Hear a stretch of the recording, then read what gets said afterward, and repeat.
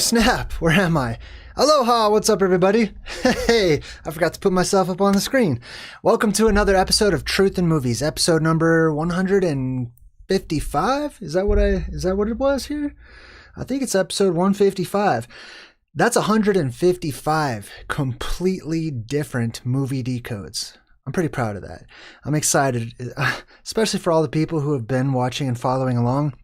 You'll notice certain trends, certain patterns that we see in these movies.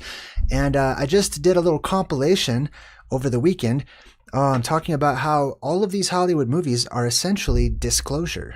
They're disclosing to you and to me through story form, through metaphors and similes and whatnot, the truth of our world, the truth of history that I call ancient oblivion, things that we have forgotten about and that have been hidden from us. Obscured, esoteric truths that are kept within the confines of fiction and story form. Anyways, so this one comes to me from a suggestion from a viewer, from my buddy Michael. High five, thank you so much. I get a lot of suggestions from people. They say, you got to watch this movie. It's got everything you talk about in there. It's got everything in there. And this one sure does. We're going way back to 1977, I think was the year. Right after Star Wars came out, actually. Damnation Alley was set to be the blockbuster hit, but it was pushed back just after Star Wars had come out. And of course, Star Wars became a huge hit. And this movie was pushed back a little further, right around the time when Close Encounters of the Third Kind came out. So this movie was pushed back a little more. So this movie kept having lots and lots of problems, essentially sliding into, unknown B-movie territory, which is great because those are some of my favorite kinds of movies, especially when I'm looking at truth in movies. Somebody just signed up on my website. Who was that? Brian Yauk. Brian Yauk. Let's give Brian a shout out. And Jared, also Jared M. Thanks for purchasing my book. Your order is wrapped up and on the way. All right, let's jump right into the movie today. Hopefully you guys can hear me okay. Everything's looking good, sounding good. I see everybody in the chat. Good to find you. Some people might have a problem finding the chat. There's some older people that don't know how to use YouTube. It's okay. I've been there. If you're watching on your phone, there should be a little shelf, like a little menu just underneath the video where you're watching me. You'll need to scroll it over where it says comments, put your finger on it, scroll it on over until it says live chat. And then you just click on that. It'll pull up the live chat. That's how you find us. And that's how you can join the chat. It's okay. If you don't know how to do it, now you know how to do it.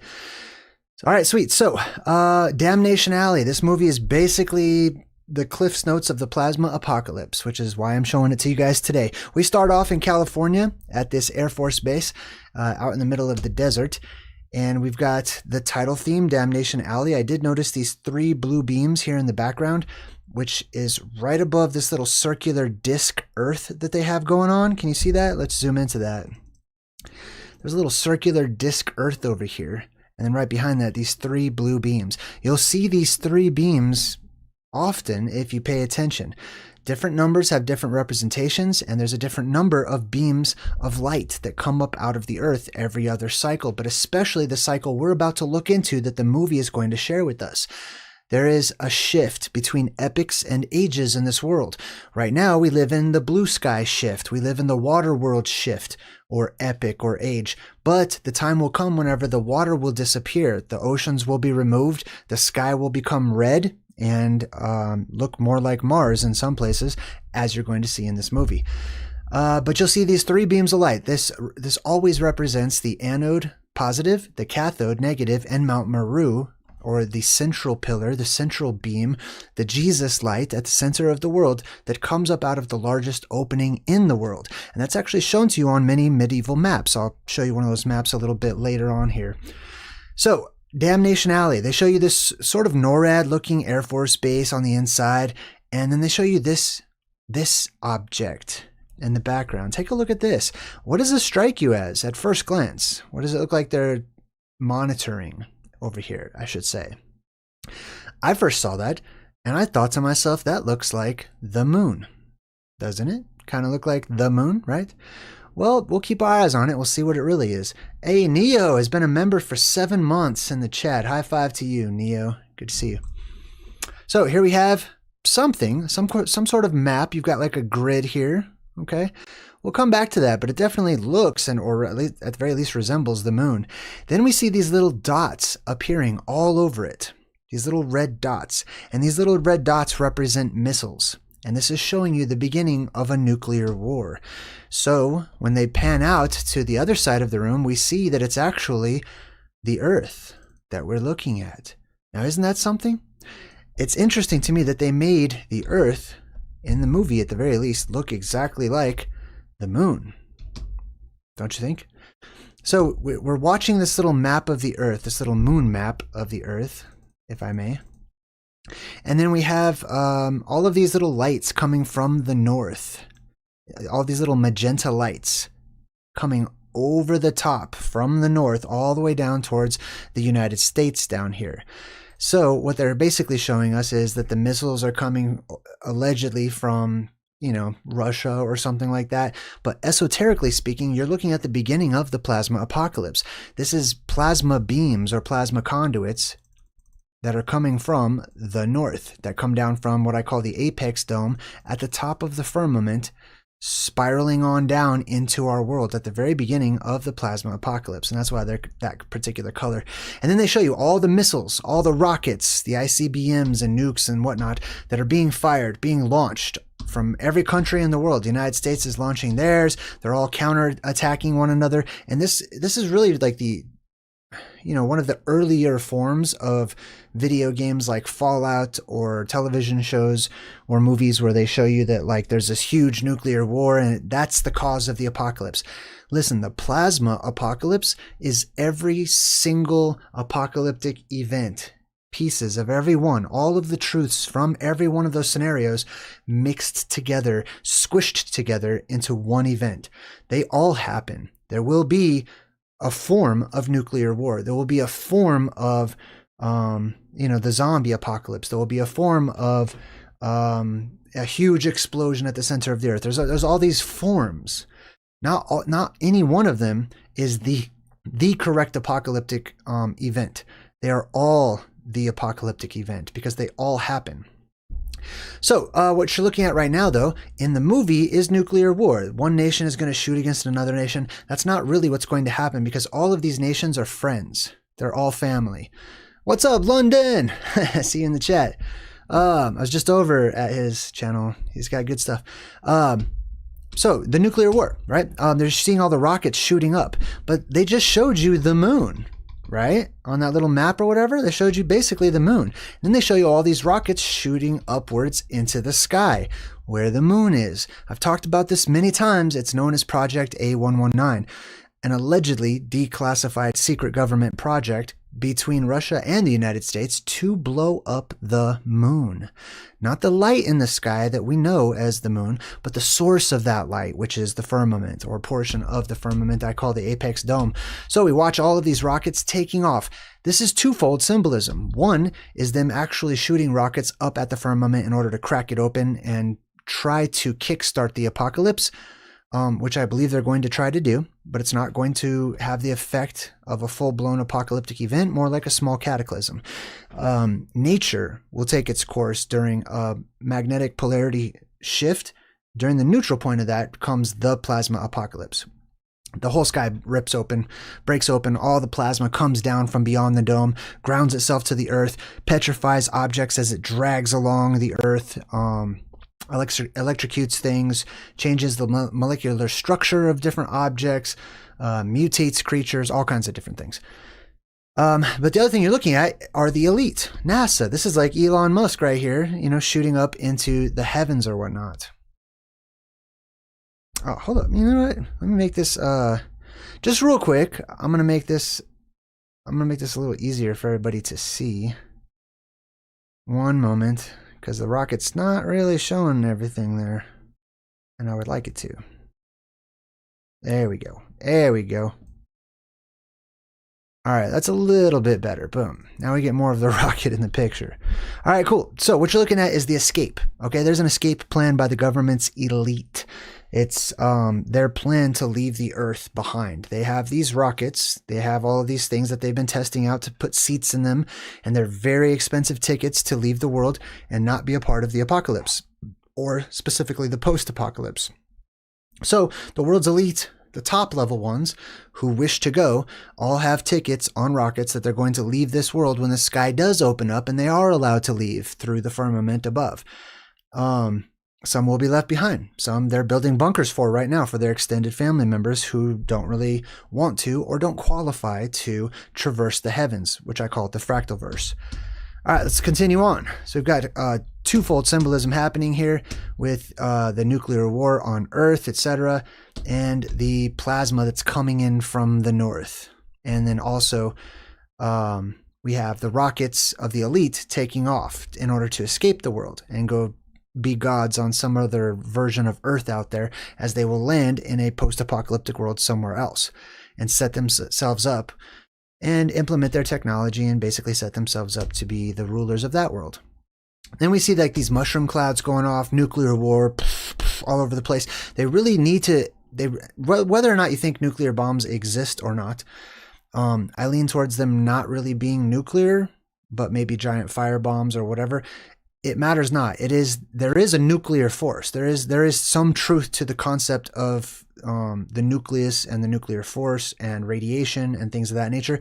What they're really showing you is radiation. Okay, they don't know how radiation gets into this world, or they do, and they're not going to show you the true reason. It is the plasma that causes the radiation in this world, specifically the cosmic plasma that comes down from above, the extremely deadly and volatile and destructive ionized hydrogen that comes from beyond the dome, where there is the quote-unquote plasma sphere that's taught in academics. They just have a skewed version of the reality. There's plasma that wraps around our dome. I believe it's ionized hydrogen. When the sky opens up, it can come in. Whenever the electromagnetic field of the Earth hits a neutral point, there is no magnetism to keep it out. So all of those plasma filaments will come into our world, spiraling in and undulating into our skies and grounding themselves. They will also throw off different forms of radiation, specifically X-rays and gamma rays and other forms as well. So this is where the radiation comes from. When you see a lot of these post-apocalyptic movies and video games and TV shows and stuff, and they show you all of this radiation and they're making a big deal about the radiation, that is where the radiation comes from. And it's very dangerous, and it's very volatile. It reacts to many different things and changes things. Here's the Earth. So remember, this is 1977. So they're showing you the Earth over here. But you notice there's this slight glow around the Earth. Do you see that? There's like this little reddish magenta sort of glow, orange glow around the Earth. Well, that's interesting because they don't explain it in the movie. They just show you a glow around the Earth. And you might think, well, it's 1977. Maybe they just didn't understand what the Earth looked like or whatever. But they're showing you in their globular ball Earth model the plasma that is wrapped around the Earth like a protective, life-giving layer. It energizes our world. There's also plasma on the inside that energizes our world. There's plasma outside and there's plasma inside. The inside one is called, or I call it, geoplasmas. Okay, the Earth creates plasma on the inside. And then there are external ones, which I just like to call cosmic plasmas. Now, it says here in the movie, the Third World War left the planet shrouded in a pall of radioactive dust under skies lurid and angry in a climate gone insane. So after this Third World War, okay, the Third World War, World War III, which there really was no World War I, there was no, those were wars between certain countries, but by no means was it the entire world, okay?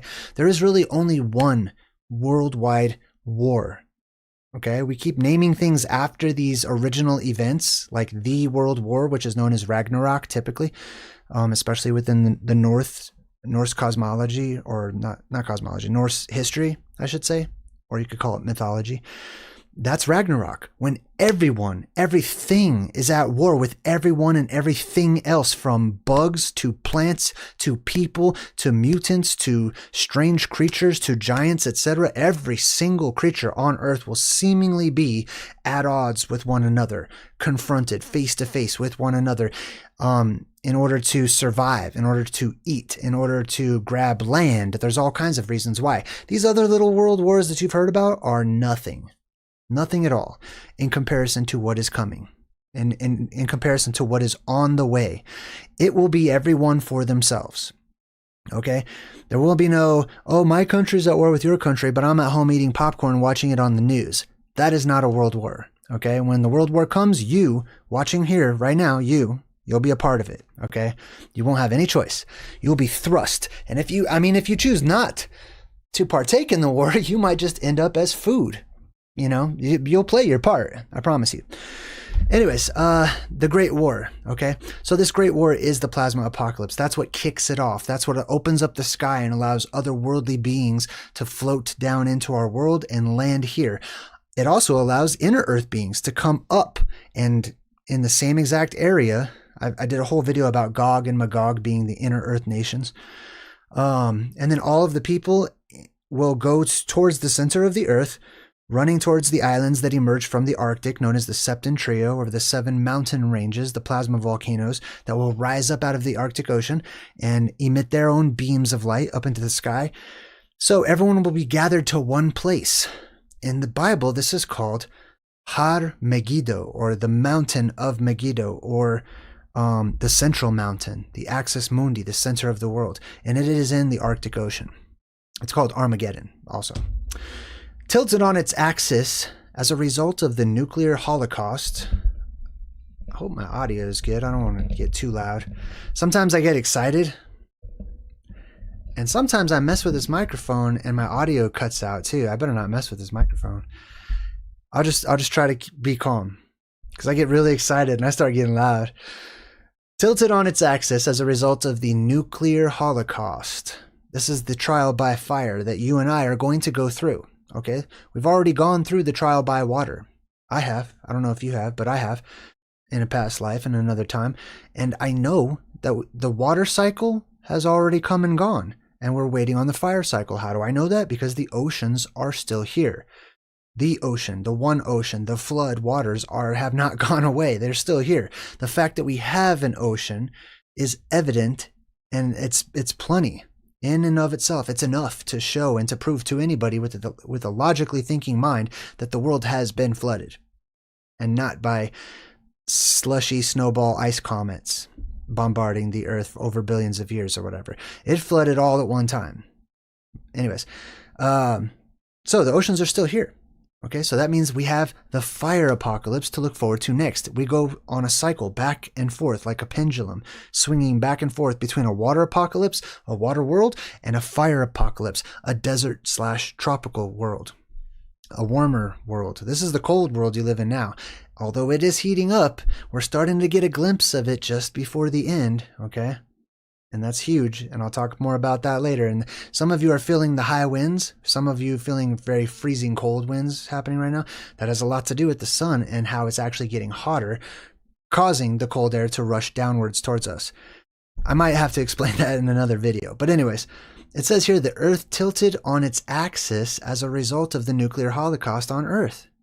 Well, I've also talked to you guys about this, about the shortening of days, and how the sun will transgress the northern tropics as it spirals inwards towards the North Pole as the abomination that causes desolation, or as the horrible, destructive thing in the sky that will cause the surface world to become empty because people are hiding during the daytime from the intense heat of the sun. Now, when it starts to transgress the northern tropic enough, people are going to take notice, and they're going to start trying to explain this according to their academic models, and they'll have to say the Earth is tilting. The Earth is changing its axis. They will have to say that. That's the only thing they can explain it, because they're blinded from their own perspectives. Let's see. Tilted on its axis as a result of the nuclear holocaust, the Earth lived through a reign of terror with storms and floods of unprecedented severity. A storm is coming. You'll hear that on many movies and many other places. There is a storm on the way. It's not the weather that I'm predicting. It is not, oh, some great thing or whatever, but there's many great things. I'm talking about the one storm. There is one storm on the way. As a matter of fact, if you've ever heard of Admiral Byrd's secret diary, allegedly Admiral Byrd flew up to the North Pole, went down inside of the Earth, and met the inner Earth citizens. And the leader of those citizens told him and warned him, there is a storm coming to the surface world. And you and your people can do nothing about it. They knew. They were telling Admiral Byrd back then. Goes on to say, when this epic began to wind down, the remnants of life once more ventured forth to commence the struggle for survival and dominance. This is going to happen. People are going to hide underground in their basements and caves, wherever they can, initially from the sunlight. But then since they already have those bunkers and stuff, they're just going to, rough it and stay in those bunkers and stuff underground until they feel it's safe to come out. They'll start sending, scouts and stuff like that, and you'll be thrust back into the Stone Age. This is the story of some of them. And you see a little top of like a little underground military bunker or a base right there. Lots of desert, because this is the desert world that we're looking at. Immediately after the apocalypse, the oceans will be gone. It's atmospheric depressurization. The sky opens up. All of the pressure that we have in our atmosphere right now, not caused by gravity pulling on it, but caused by the strong magnetic force that the Earth naturally produces that pushes the gases in. Those gases are diamagnetic, except for oxygen. Oxygen is actually attracted to it, so oxygen will rise up the highest and freeze into ice, which causes the dome, the formation of the dome. Where was I? Oh, this kind of reminds me of A Boy and His Dog, like at the end. Remember how there was a structure that looks kind of like this, just poking up out of the desert, and it was an entrance down into the inner Earth? We also decoded that one. That was a fun one. Now they show us this next scene. There's all of these sand dunes and stuff everywhere. There's going to be a lot of sand dunes. There's going to be a lot of sand floating up into the sky, and that sand's going to fall down in different places. But they show us these scorpions. Gigantic scorpions crawling all the way around the desert. And you can see the skies too. Notice the color. This is plasma in the sky. These are terrible, cheesy special effects. The scorpion, the sky, everything. But this is plasma. They're showing you when the atmosphere will be strongly electrical. Okay, there's a strong increase in electricity in the atmosphere every once in a while. Okay, not just during the plasma apocalypse. There's times when the inner Earth depressurizes and we see these beams of light shoot up into the sky without the sky opening, without the depressurization. The inner Earth can go through fluctuations in its own magnetic field and allow its own gases to escape. And then that adds pressure up here, and it adds life-giving gases like oxygen and nitrogen and stuff. And we go through these little epics, these little cataclysmic cycles and stuff. But the atmosphere becomes electrically charged for a time. The last major event that we had that was like this, when the skies were electrically amplified, was called the Carrington event in the mid-1800s. And the auroras stretched, around the world, they say. But anyways, we've got gigantism introduced. This guy is trying to get back to base. Him, and it looks like there's some chick riding behind him, holding on to him.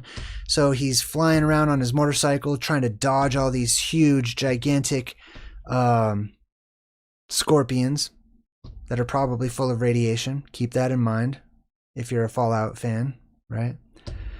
So huge scorpions chasing after them through the desert. Him and his girl trying to dodge all these huge, gigantic scorpions. Why are the scorpions gigantic? Because it's a movie. It's just a movie. It doesn't mean anything. It's just a movie. That's why. Wrong. I mean, you could be right if that's all you see. It's just pure entertainment, like little spirals in your eyeballs, just not thinking at all and just forgetting about life for a moment, forgetting about real life. Listen, you're being shown real life. It's just real life that isn't happening now. This is real life that happened long ago, and it's prophetic. It's showing you the future. It's showing you real life that will happen. Some of you are going to go through this. Now, the guy stops his motorcycle. There's all these different giant scorpions almost surrounding him. And he turns to the girl and he pushes her off the motorcycle. And he's like, get off. And he ditches her, basically using her as bait so that the scorpions go after her instead of him on his motorcycle. This is straight out of ancient history. Historic records indicate that there was a time when there were gigantic ants in different parts of this world. I've read some of those records to you. There are Arabic records of giant gold-digging ants that dug into the sands, and as they dug into the sand, they would kick out little gold dust or whatever, or gold nuggets or whatever the story was, and Arab people would go find these mounds where the gold-digging sands lived, and they'd bring empty bags, and they'd try to scoop up all the gold, and then try to make it out of there before all these ants came out. Ants the size of dogs. Ants the size of small goats. As they were described. There's also the story of the giant ants in the Gaelic story of the Mael Doine, or the ancient Irish explorers / pirates, which is also basically the exact same story as One Piece, if you're familiar with that cartoon. Or the show on Netflix. All right, anyways, so my point was, why did he ditch her? He ditched her as bait, right? And you might be thinking, well, that sucks, right? Turns out she's a mannequin, okay? So you don't have to think he's a bad guy or anything. It's a fake person. It's just a mannequin. It's a dummy. So he ditches the dummy. All the little, scorpions are running towards the mannequin to go eat it or whatever. This is the same exact story within Arabic myths and legends. In ancient Arabia, they said that there were those places where the giant gold-digging ants would come.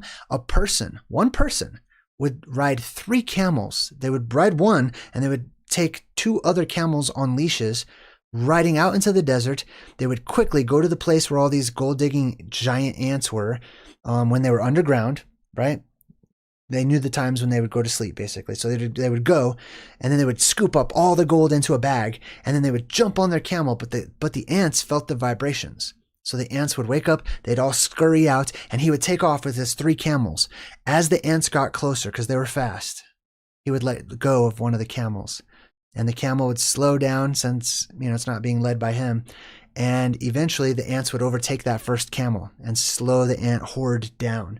And then if the ants kept getting closer, he would let go of the other camel. And he was using the camels as bait in the same fashion as this guy uses this mannequin as bait. You can see the plasma skies, electromagnetic skies. So he takes off. Some of them are chasing after him. Here's the mannequin, just so you can see, it's not a real person or whatever. It's a dummy. It's a dummy. Then we look underground at one of these underground bases, and they zoom in onto this sign that says danger flammable gas. And this is because there's going to be an explosion. This base right here, somebody left the gas on or open or whatever, and he was smoking a cigarette or whatever, and the whole building blows up, the whole base on the inside. Huge underground base. So for the people who are thinking, oh, NORAD will be the safest place during the apocalypse, well, that all depends. That all depends on what happens at NORAD. Remember, there are many, many, many different types of gases being released all the time inside of the Earth. The Earth is producing its own life materials, which is gas. It's making its own gases. Many of those gases are combustible. So if you're in the wrong place at the wrong time and you happen to light that gas on fire, you can cause a pretty huge explosion. And there will be places, if the air has enough electricity in it, and some of that electricity in the form of lightning or something comes down and strikes a place where there's lots of release of massive amounts of gas, combustible gas, you'll have an explosion. We're seeing it right now. There's already fluctuations in the magnetic field beneath us, and it's releasing massive amounts of combustible gases and gases that can be ionized. So people are seeing an increase in wildfires in these random places. Same places that have huge cavernous underground openings that go down into the earth, full of sulfur and nitrogen and oxygen and other things, flammable combustible gases. And all you need is an electrical spark to ignite them, or fire, or whatever. Anyways, you can see the sky is all green in this particular shot right here. It looks like he's on another planet, doesn't it? It doesn't look like Earth. If you hadn't watched the beginning of this, you would think this is some sci-fi movie that's taking place on another world. Keep that in mind, because that is going to be shown to you many times. Every single time they're showing you another world, it's never another world. Unless, of course, it's an alternate Earth, but that's different. They're showing you our Earth in the past or in the future, when it looks like a strange planet, when it looks like another distant world, an alien planet. And oftentimes it's either going to be desert in nature, tropical, or flooded. Those are the two main ones. Sometimes muddy, you know, like Dagobah from Star Wars. It can look all muddy and swampy. Anyways, here we have the green lights. Once again, they're showing you the auroras, the aurora borealis. This has to do with the oxygen. Oxygen will ionize different colors depending on how high up or how low it is, which equates to the pressure, how much pressure is applied to those plasmas. Lower means green. Okay, so if it's close to the Earth or inside of the Earth, you'll have more of a green color of oxygen. If it's moving rapidly, it can turn blue, or baby blue, or whitish color, bluish white. If it goes way high up into the atmosphere, it will turn red. It will become a magenta or a red colored plasma. So, learning about the different gases and what colors they ionize, or just like same thing with chemicals. You can see chemical combustions like phosphorus or whatnot, and you can tell how hot something can be based on the color, or you can get an idea for it. You can tell what type of a chemical is reacting based on the color, or you can get a good idea for it. Then we have this land, I forgot what the name of this car is, but it's like land, not Land Rover. What was this car called? Hold on, let me look it up real quick. They built this car as a prop for the movie. Landmaster, that's what it was called. This bad boy is a real working vehicle. It's got, check this out, it's got 3 wheels here, here, and here. They call them tri-star wheels. The middle part bends when it turns. It bends. It's aquatic. It can float on water like a boat. It can go over rocks and stuff. They tested this bad boy out. I don't know why, but they tested it out by jumping it 25 feet into the air. Totally fine. There is no jump scene in this movie, so I don't know why they did that. But they just built this custom apocalypse car for this movie. Costed them $300,000 back in 1977. There was only one of them ever made, even though they featured 2 in the movie. They're using the same one. Amazing vehicle for the post-apocalypse. It's like 10 tons. This thing's huge. But yeah, this whole movie is basically a commercial for this vehicle, even though they only made one. And it's crazy because the movie super bombed, you know, because they put it up there with Star Wars and Close Encounters. So they made like $4 million, but $300,000 of it was spent on this prop alone. Now we've got this guy. He's the military guy. He's trying to keep the military in order after the apocalypse, you know, doing his duty or whatever.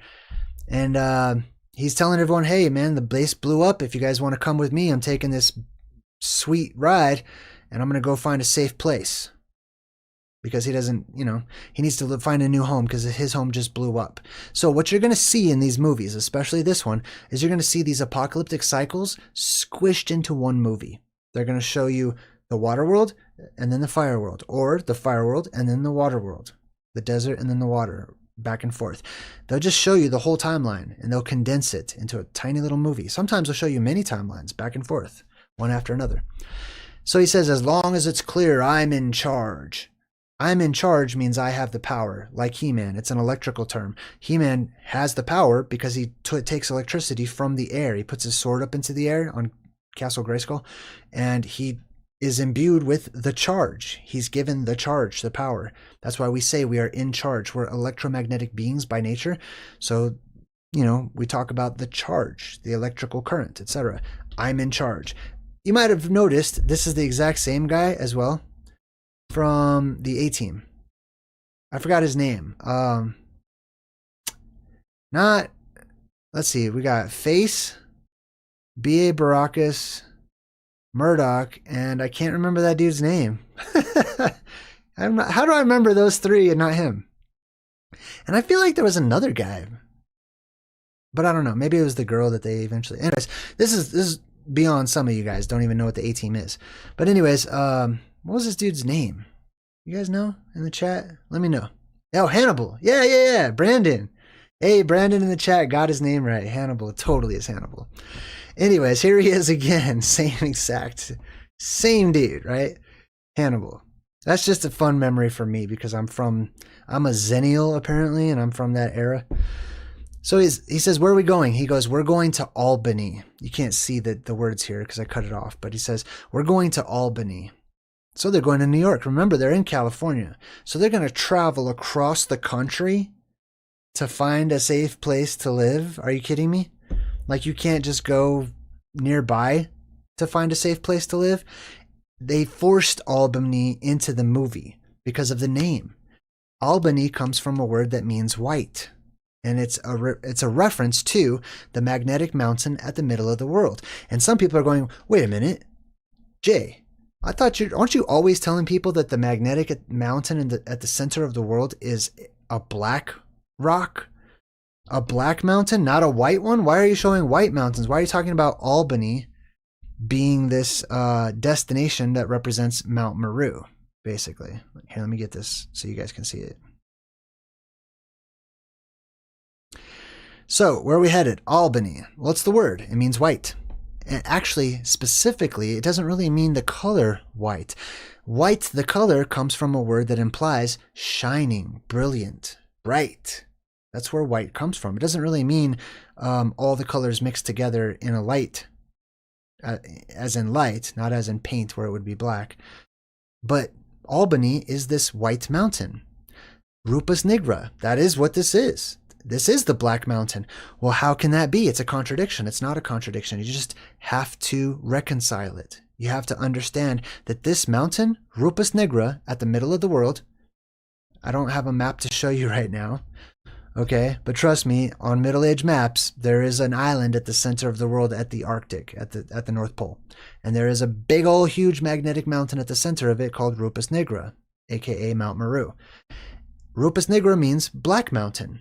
That mountain is only black because of the material it's made out of, and when that electricity stops running through the mountain, that geoplasma that erupts up out of it, those gases that erupt up out of it, when those retreat, when they retract, when they go back down and the light of the world dies and goes down into Sheol, then all of the oxygen, all that residue will cause this mountain, the white mountain, the shining, shimmering mountain, it's really metallic looking, okay?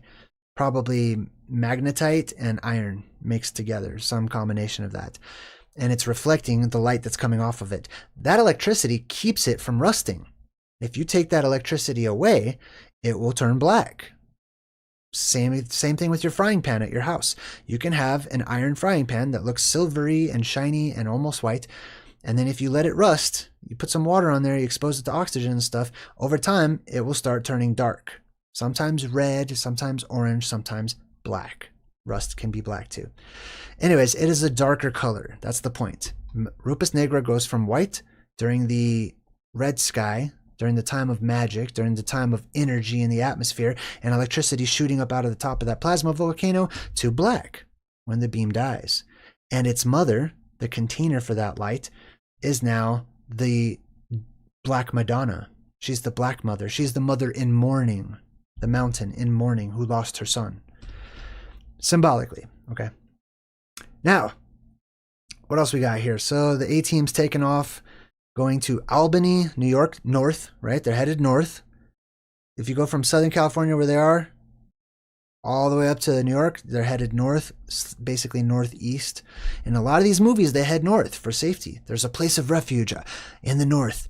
I hear there's a safe place up north. You know, you're going to hear that a million times in these movies. That's because they're speaking about the North Pole and the lands that are up there. It is the Holy Land. It's the original Holy Land. And it's protected. Anyways, safer place to be.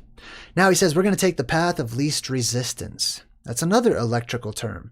In reality, there really isn't a path of least resistance. There's a path of least conductivity, or more conductivity, I should say. So if you're headed northward, if you just go straight north, right, you could be going along one of these power lines or conductive lines of the earth, and you're going to encounter way more electrical charge, simply put. If you go east to west, or if you go eastwards and north at the same time, that's going to be less conductive. Possibly. I don't know. That's what I'm getting from the movie. Now, he says, put the compass on a northeast heading. So once again, symbolically headed towards the Garden of Eden. We got the land machine deal going through this strange alien-looking terrain. If I didn't tell you that this was the United States, you would think this is Mars, wouldn't you? I mean, without the green auroras or whatever, but sometimes those are red and stuff, as I showed you. This looks like they're on Mars. In today's world, when they talk about going to Mars, it's code for surviving the apocalypse here on Earth. That means they're going to stay here on Earth and they're going to get to Mars. Just like one of the very first Truth in Movies I did had to be Total Recall, because it's one of my favorite movies, the original, not the crappy remake that they made. Terrible. But he says, get your ass to Mars. Get your ass to Mars. It's code, man. You can't leave the firmament. You can't get beyond the dome. There is no Mars out there. It's just more Earths. There's all these Earths everywhere. But anyways, it's code for surviving the apocalypse. Make it to the red sky. That's really what it means. Make it to the next age. Make it past the apocalypse. Survive. Be of the leftovers. Be the Nemo, which is what that means. The remnant. So here we go again, flying through what looks like a Martian landscape. And then they're listening to the radio on a frequency of 808.90. And they could have chose anyone, right? Any of these types of radio frequencies. I believe that they chose this particular number because the 90 represents the North Pole. 90 degrees north, that's the North Pole. Or 90 degrees latitude, North Pole. There, you can't get further than that. 808 or the 88 is very similar and almost the same as saying 101. Okay? That's a little bit more difficult for me to describe, so I will try to give you the Cliff's Notes or Jay's Notes versions of that. It has to do with what the picture for the letter 8 or the number 8 was in antiquity. The picture for the number 8 was an outdoor boundary marker in the form of a ladder or something projecting up out of the earth. Basically, like, this is where we get 101. Okay, so you have 1. The 0 is the land, the circular island at the North Pole. Or you could look upwards and see that there's also a circular object in the sky directly above that. Either way, you have a pillar, a 0, and another pillar. Those are the pillars of Hercules, which surround the lands beyond, which is that central circular island at the North Pole. The 8 is also the same as the 1. In antiquity, 2 8s together implied the 2 poles or the 2 pillars of Hercules as picture forms. Okay, that's a lot. I know it's a lot to chew on, but you know, we can come back to that if it went over your head. Okay. Now they get to Las Vegas, also a place that's featured quite often in post-apocalyptic movies. Why is that? Is it just fun to have Las Vegas and just fun to imagine what Las Vegas would look like when it's all tore up and covered in sand? Or is there something more? The word Las Vegas means and implies the valley, the fertile valley, I should say. It's almost like a promised land, like a type of promised land. There are many types on their way to the actual promised land. And there are many types of the Garden of Eden. There are many types of fountains of youth across the world. Any place where you have these mountains that explode fresh oxygen, ionized oxygen, up out of them, those are cold plasmas. They're geoplasmas. They're life-giving. And they're little tiny, for all intents and purposes, little tiny gardens of Eden all around the world. Nothing like the big one. Nothing like the central one and the quintessential Garden of Eden at the North Pole. But there are small fountains of youth all around the world in different places. And whoever gets there first will take control of that land. They'll establish it. They'll set up boundaries, and they'll make the first cities. The first cities will come from these places of light. So they show Las Vegas quite often. As you can see, I just took a screenshot. Vegas means fertile valley. Boom. Or Vegas. Las just means the, and then the S at the end of Vega is plural.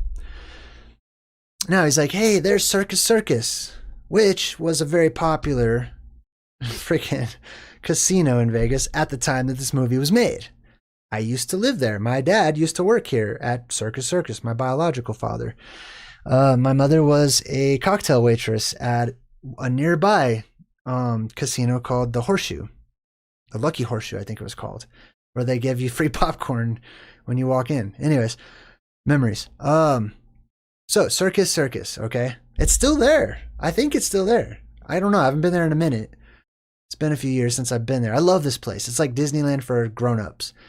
Anyways, I love all the flashy lights and sounds. Except they took out all the money from the slot machines. When I was a kid, you used to like walk in and like the whole place would be just filled with smoke and all these old people smoking everywhere inside. And you can hear the ching ching ching ching ching ching ching blah, blah, blah, blah, ching ching ching ching, all the coins from people winning. You could hear it everywhere. And then they removed all the coins from all the slot machines, and instead when you win, it just prints you out a little receipt. A silence. A silence invaded Las Vegas that blew my mind. From when I was a kid. It was the creepiest thing. I hated it. They stole the magic. Anyways, I'm like having these memories, man, of Las Vegas then versus now, and it's insane. Anyways, I like the old school Vegas. Man, I'm tearing up, dude. This is good memories. Anyways, the circus. I went on a memory lane walk.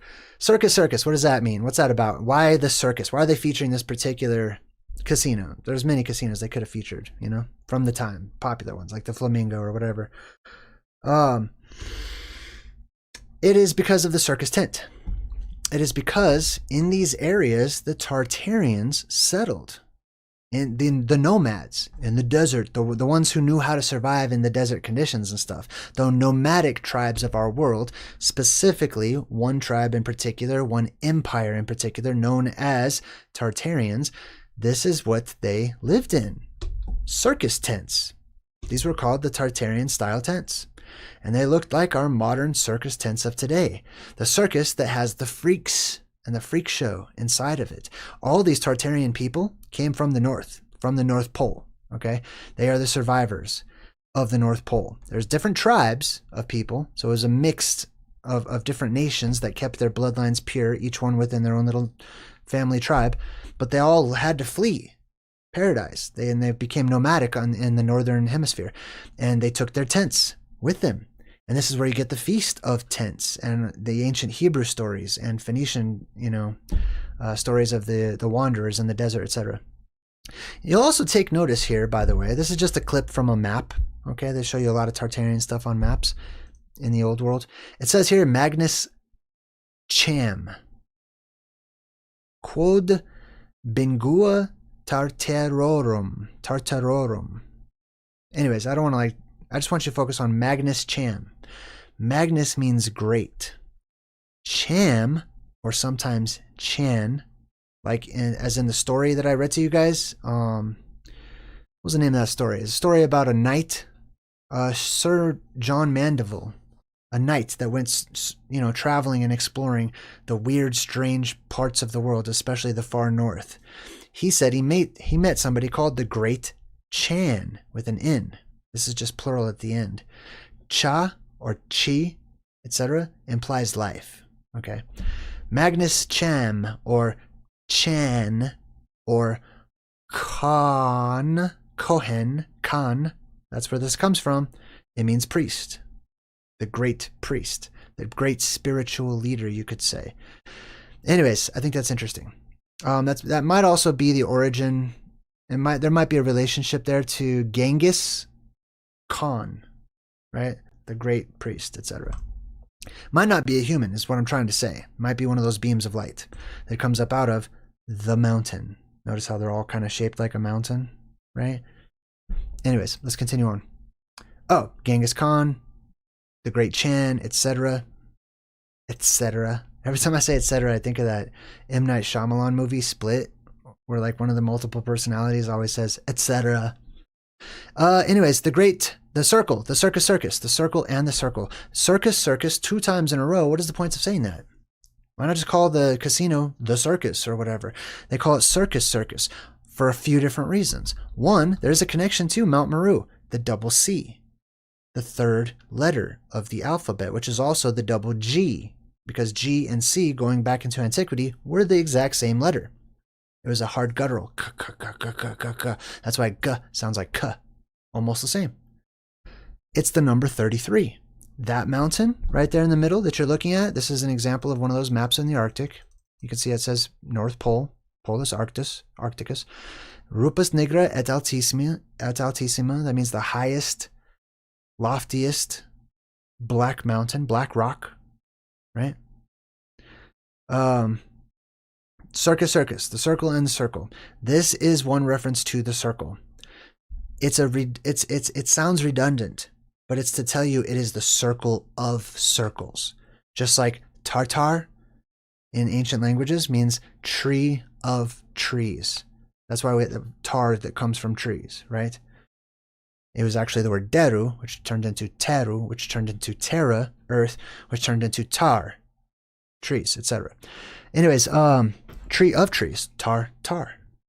Same thing with King Kong. Kong means king. Why would you call him King Kong?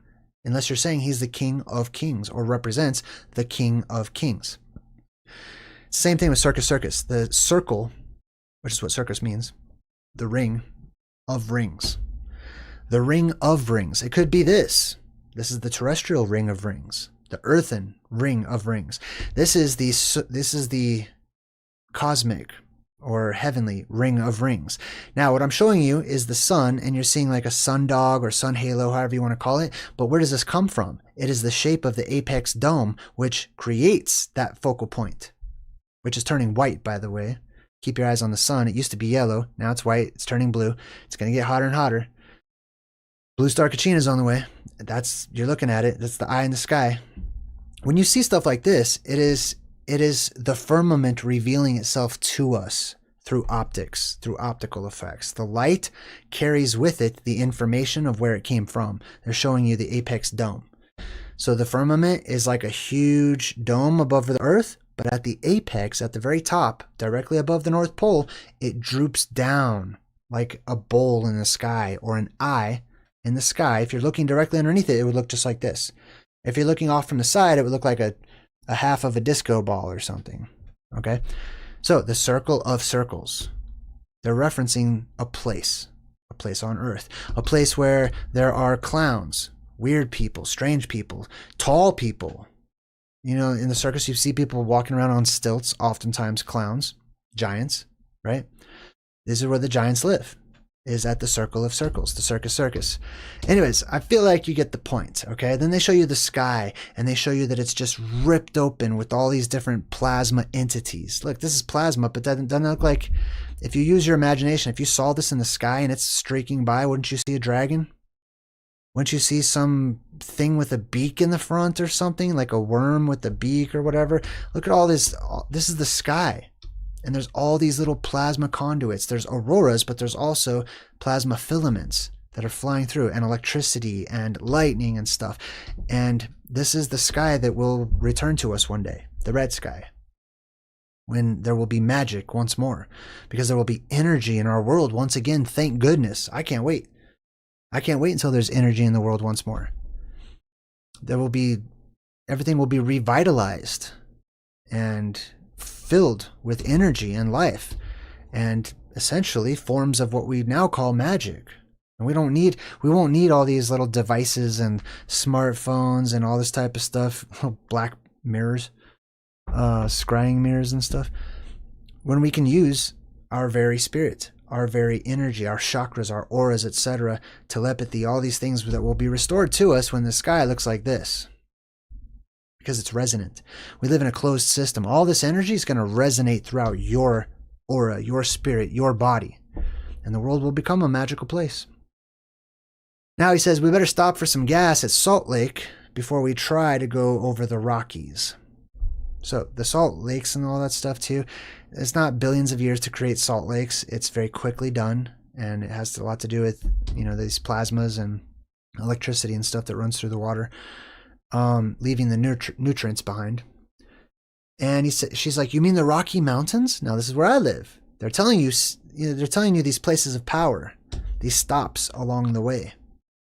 They're going to stop in the Rocky Mountains. These are safer places. You want to get high up, the mountains are a great place to be. You need to be careful of the winds too, by the way. So you need to know, you're going to need to know which way the winds are going to blow. There's going to be a world storm. It's not just going to be kind of windy in all directions. It will be windy in mostly one direction. Now, look up what direction the jet stream moves in, and you'll know exactly what way to expect these winds. And you might, if you pay attention, I'm pretty sure the winds that we're having right now, because right now we're having these crazy windstorms in Colorado, they're coming from west to east. So, oh, and then he says, I'm happy to tell you guys we can have a shower once a week. He installed a shower in this crazy rig. Showering once a week. Isn't that something? Now, you might at first go, ew, that's nasty, blah, blah, blah. Not really. You guys are showering a lot these days. When you're cleaner now than you ever have been. Imagine how dirty you're going to get when the world is sandy and dusty and muddy and mucky, and there's all kinds of stuff out there. Be thankful for getting to shower any old time you want to right now. Be thankful for having running water in your house right now, not having to go forage for it or filter it or, you know what I mean, dilute it or whatever. Whatever the case is, be thankful. Because this is the time when you live during the time of the gods. You know, in comparison to the time that's going to come, you're being served. Even though you're the servants, even though you're all slaves out there and stuff, you still live pretty cushy, comfy lives. Even homeless people. I mean, everyone is living a comfy, cushy life for the most part compared to what's to come, when you will be in survival mode. Purely. And everything in this earth will be dangerous for the most part. So, showering once a week. That's good news in the post-apocalyptic world. That's a rarity. That's valuable. Just thought I'd remind us all. Now, whether we need it or not, he says. Now they stop at this garage, this gas station, Great Salt Lake gas station, to get this gas. They open up the A-Team van deal. Green Aurora's in the background. And this guy is checking out this car that's parked in the parking lot. You can see a few things. One, you can see a skull. Right there. You can see these bones. Notice there's no flesh or anything on the bones. It's just pure. And this guy makes a point, like it looks like these bones were picked clean by something. And also notice these are the seats, but all you see is the metal from the seats. Something happened to them. The metal's not melted or anything. So it's not like the car melted or whatever and melted all the plastic and all the metal and stuff, or all the rubber and plastic. All the bones, super white, super picked clean, pristine looking bones. No tires. What happened to the tires? It's not like the car was on fire or anything and the tires melted or whatever, because you can see there's no signs of burning or melting or anything. There's just no tires. They're just gone. And then they show you the seats, mostly all gone, and the tires, mostly all gone. Those things are made out of plastic and rubber. Guess what eats plastic and rubber? Cockroaches. Cockroaches are scavengers, and they will thrive off of organic material, even if it's oil. Okay, so a lot of plastics and rubbers and stuff are made out of that. Organic material, I should say. Now they're showing you this like Madagascar hissing cockroach, but at the time, you know, not a lot of people really knew about these in the United States. At least they weren't a big deal. So you're looking at a giant cockroach is how the movie is portraying this. He's like, I hate bugs. He tries to step on it, does nothing, just scurries away. He can't squish it. They say, look at the size of it. They're making a big deal, just like they did with the scorpions. This is a giant cockroach. He says armor-plated cockroaches. Like huge armor-plated cockroaches. It's amazing. This is gigantism once more. These bugs, they breathe through their exoskeleton. They breathe through their skin. They don't have like a mouth to breathe or a nose to breathe, sucking in all of the air. They breathe in through the skin. They just breathe it. They just suck in the oxygen that they need through the skin. The more oxygen content in the atmosphere, the larger the bugs grow. So you will have gigantism as all of the oxygen is being released into a world that is building pressure once more and getting a fresh supply of oxygen. Gigantism will return. The bugs are going to get big real quick. So are the plants, so are the people. But one will get bigger faster than the other because of their lifespans. Now, he says, do you suppose there's a restaurant down there? Because they open up this hatch to get the gas, right? They need to fuel up. So he opens up the ground. This little cockroach scurries out of the opening. And he's like, do you think there's a restaurant down there? Where'd this giant cockroach come from? Well, yeah, there is a restaurant down there. It's all the gas. Like I said, that gas is organic fluid, oil, gas, all that type of stuff, right? And cockroaches can eat oil. They can live off of oil. They're scavengers. A cockroach will eat you, okay? Typically, if you move or flinch or whatever and you're like alive and, you know, you're not just going to let it eat you, they won't eat you, okay? They'll pretty much leave you alone because they don't have they don't have stingers or nothing crazy. They do have mouths. They will bite you. They will bite the crap out of you. If you just lay there, if you're sleeping or something, a cockroach can, if it thinks you're dead or it can get you, it will bite you. This is from the video game Fallout, where they have what they call rad roaches, radioactive cockroaches that are gigantic, and you have to fight them. This is also shown to you in the TV show version, the live action version. So he says the whole town is infested with killer cockroaches because they soon learn that there's these hordes of cockroaches and they're all hungry because the apocalypse has just happened. So they're going after living creatures. They're no longer scavengers. They're now hunters and predators. So he gets out this little fire hydrant. He's trying to spray. See all the little cockroaches that are on the car? His buddy's in the car. That black dude is in the car like an idiot, went inside the car to hide from the cockroaches where the skeletons were. This is where I'm yelling at the movie, by the way. When the characters just do dumb stuff, like yelling at the movie. Like, what are you doing? Anyways, these cockroaches are all like trying to get the dude who's in the car. He rolls down the window. He's all mutilated. Cockroaches are all over him, eating him. And they will. And you can imagine what a giant cockroach will do. And I'm sure they got, you know, all kinds of nasty things you don't want to get on you and stuff. Just gross. Anyways, the cockroaches will quickly make a dinner, not just out of people, but out of, you know, things that are laying around, like you saw earlier, the tires, plastics, stuff like that. Now they start traversing back through the desert once again, and you can see this huge jellyfish-like plasma with its tail coming down out of the sky there. People are starting to see that now. You're getting a glimpse. These are called omens. So before the apocalypse comes, before the next world arrives, before this world renews itself, you get glimpses of what's to come. Those are omens. The earthquakes that are increasing, that's an omen of the apocalypse. The lights that are seen in the sky, I'm going to show you that here in a minute. Those are omens. So here we go back on Mars, which is Earth in the future, the red sky, etc.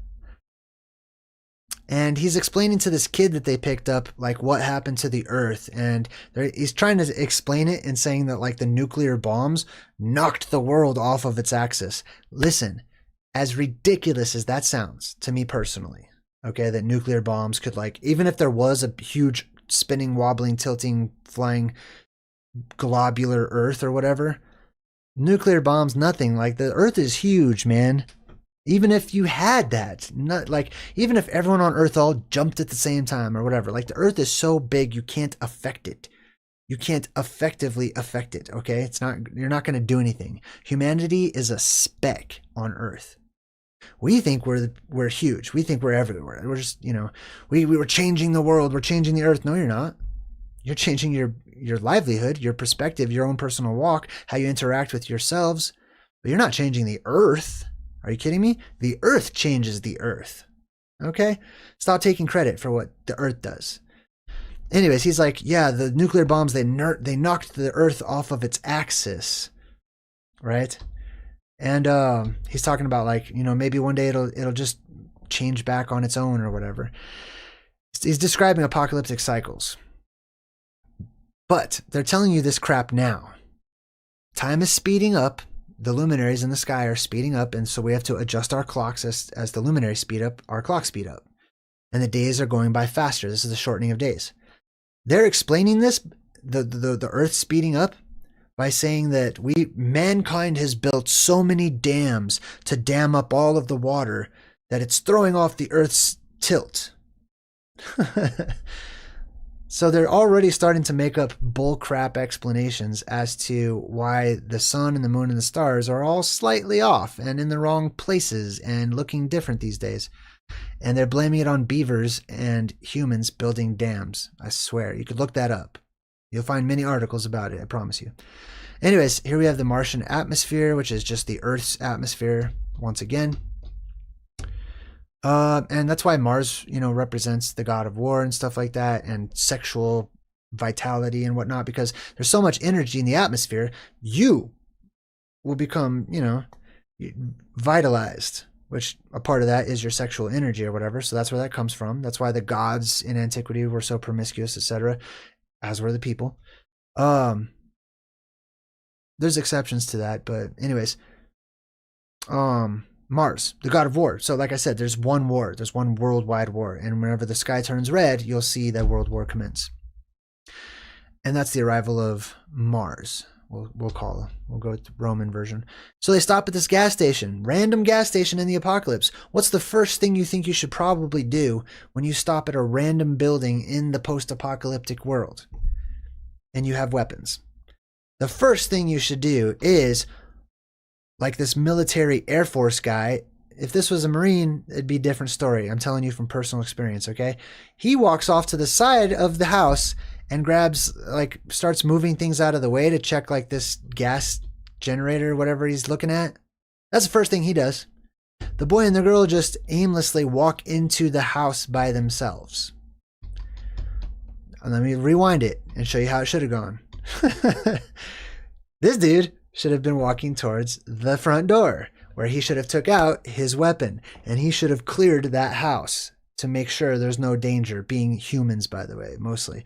Animals, dangers, human danger, whatever. That's what should have happened. Unfortunately, they're hanging out with the Air Force guy. So he decides to just, take off his cover outside, walk around to the side of the house, move some stuff out of the way, let the boy and girl go in, and just, I'm sure it's probably fine. And cannibal mutant looking weirdos full of blood all over their faces. Or a severe acne problem. I don't know what's going on, but Marilyn Manson here is waiting for them on the inside of this gas station. And she's not happy. She's surprised. He's got his hillbilly gang, all with him there. Look at this dude's eyes. Hold on, let me show you this dude's eyes. Squibbit. Look at this dude. I don't know how to explain it, but they run into what's that movie where like the hillbilly people say like you got purty eyes or whatever, however that went. I forgot that movie. I seen it like one time. Were they cannibals in that movie? I forgot. Anyway, some of you guys know what I'm talking about. Now they beat them. Thankfully, the kid was the one that beat these guys. By the way, the kid outsmarted these yokels. So they get back into their car. All the best B movies have their own car. You know what I mean?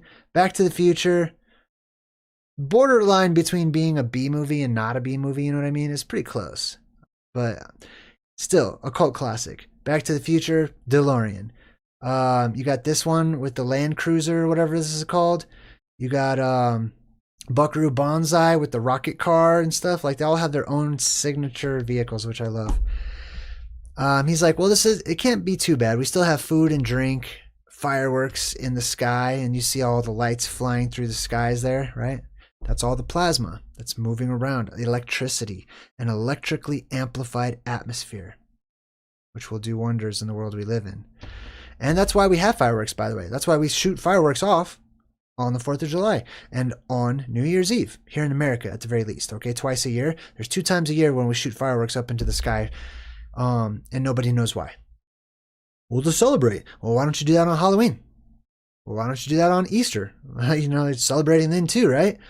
I don't know. That's just what we've always done. They don't know. There's a good reason. We're emulating something. This. And those are the times of the year when this is likely to happen. these holidays are significant. They're holy times. They're set apart times. They're significant times in history during our season based on how the sun moves in the sky when things may occur. Not that they will occur, but they may occur during these times. So we tend to gather together during the times when the apocalypse may occur and have feasts and bring food and potlucks and light candles and make sure that there's safety and we're all together in the same place underground typically, or whatever. You see what I'm saying? All these rituals, all these rites of passage, they're all stemming from apocalyptic events, cataclysms.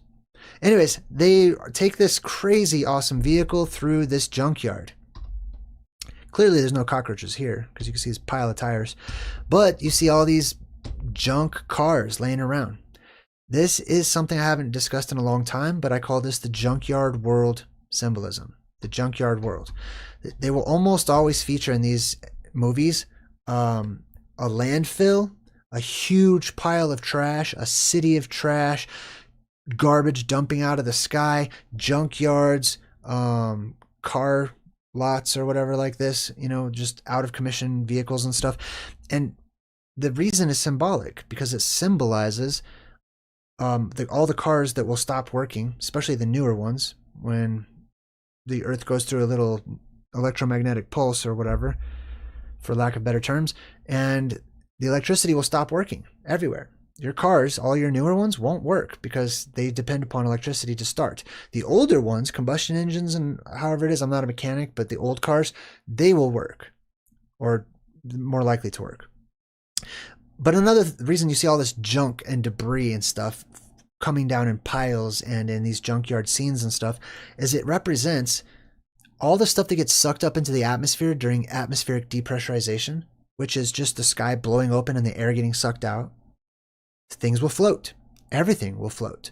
All the stuff that's not tied down, like cars and trucks and stuff, is going to float up into the air. Some of it will float back down, and it's likely to gather up together in the currents and vortices and stuff that are happening with the gases that are swirling around the upper atmosphere. They're all likely to land in similar spots, similar places, in different places on Earth. Which is also a similar reason why you have like huge piles of sand that we call deserts and stuff in different places too. Okay, they're all dumped down in similar areas. So all the cars, all the debris and rubbish and trash and things like that of the earth will pile up in different places. And this gives rise to the steampunk era.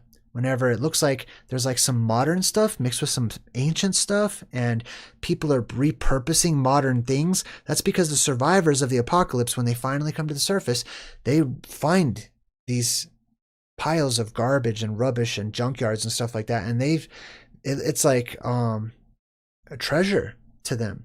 And they're like, oh man, I remember what this is. I know what this is. This is useful for whatever. And if they can't figure out how to get it to work, they just repurpose it. You know what I mean? It becomes the steampunk era. Anyways, so they're in this junkyard, and then they start seeing these orbs in the sky. And it's hard to tell right here. Maybe if I do it fast. It looks like they're going that way, but they're not. In the movie, these orbs are coming from the horizon and flying this way, or that way. I don't know what your perspective would be. But they're showing you all these little dots. These are Foo Fighters. You ever see like Vietnamese restaurants in your local town and it says pho, P-H-O? That is what these are. These are Foo Fighters, same exact thing. It means fire. Not firefighters as in like, you know, with the hose and all that stuff, but these are actual balls of fire, or balls of plasma, I should say. They're ball lightning. That's just following the electrical current in the atmosphere.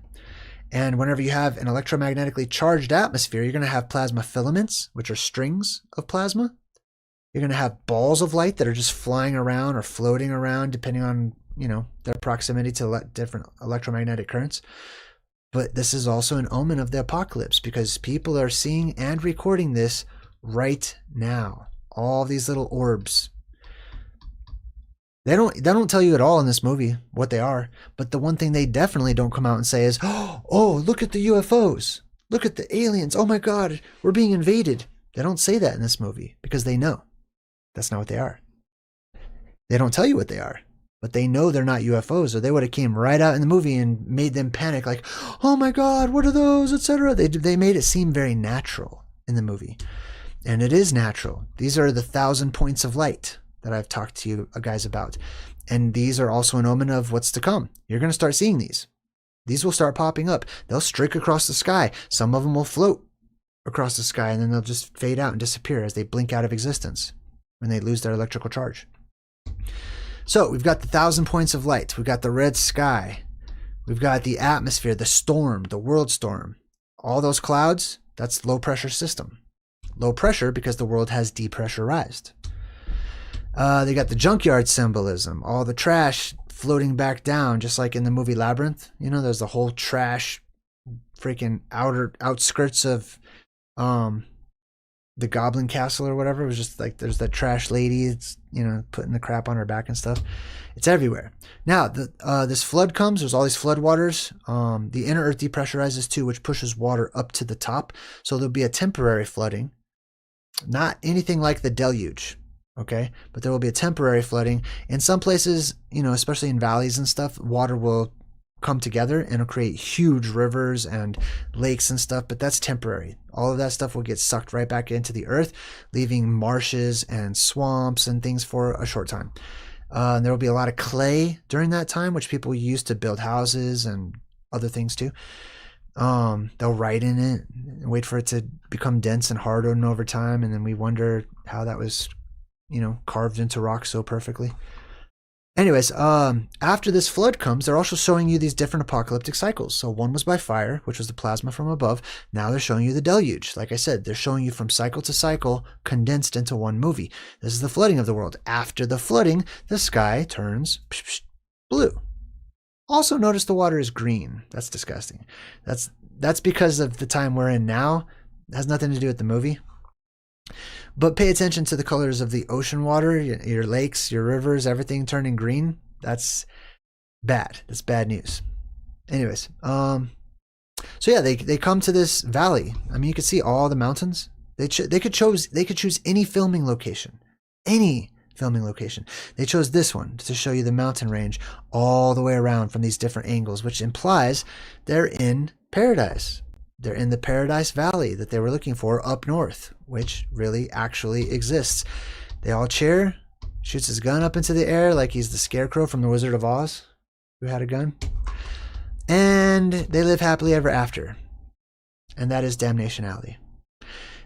Thank you so much for all of your support. I appreciate you guys. Thanks for checking out my website, my Patreon. I'm about to roll the credits. If you want to jump into the credits and show your support and get your name to be on all my videos, go over to my Patreon. There's also a YouTube membership, a tier where you can be in the credits too if you don't like Patreon or whatever. Check that out. Check out my website, JayDreamerZ.com. My books are also there. I write about the plasma apocalypse. I write about these places of power and everything that we just went over. Until next time, I'm JayDreamerZ, saying good vibes. Oh, one more thing. I should probably shout out my new show. So I have a series that I'm working on, an actual like TV show, like a professionally done Ancient Aliens kind of Indiana Jones looking show, where I'm going to be traveling the world, chasing the apocalypse. I'm going to be going to different archaeological sites, different historic landmarks and stuff, and I'm going to be going boots on the ground, hand on the surfaces. I'm going to be testing things out. I'm going to be interviewing people, talking to people, and I'm going to be sharing my findings with all of you as I reverse engineer time and show you guys the evidence that this cyclical event has left behind for us today.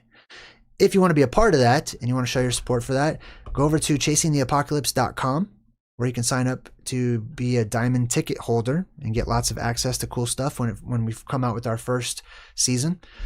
And I have some sweet new cards that I'm working on. I'll probably show you guys those more later, but I've got my own version of like the Garbage Pail Kids, but for truthers. And I think I have a post here on my channel about those. So I got a lot of different projects happening right now. Feel free to check them all out. And I love you guys. Until next time, I'm JayDreamerZ saying good vibes and goodbye.